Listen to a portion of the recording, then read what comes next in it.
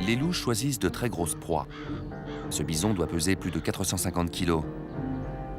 Ces prises sont du pain béni pour les charognards. Au moins 12 espèces d'animaux dans le parc, comme les corbeaux, les aigles et les coyotes, profitent de cette manne. Avec l'arrivée du printemps, les grizzlies quittent leur tanière et le banquet se complique. Je sais qu'il y a des grizzlies dans le coin. On va voir ce qui se passe.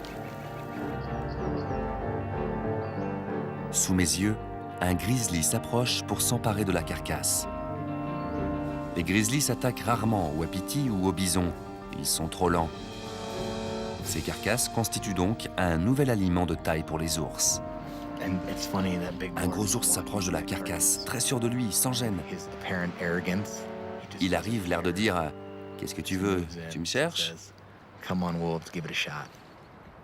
Sans hésiter, l'ours réclame sa part du gâteau. Avant la réintroduction des loups, cet ours n'aurait jamais eu cette chance. Maintenant que les loups sont là, il tue de nombreux animaux et laisse les carcasses aux ours. Il profite pleinement de la présence des loups.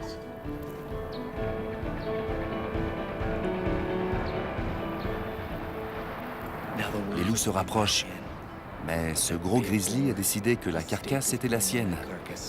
Il ne mange même pas. Il est couché dessus pour bien montrer que c'est à lui. Le vent se lève, la neige arrive, mais l'ours ne bouge pas. Maintenant, c'est une question de patience. L'ours est sur la carcasse et les loups sont couchés plus loin. Ils attendent.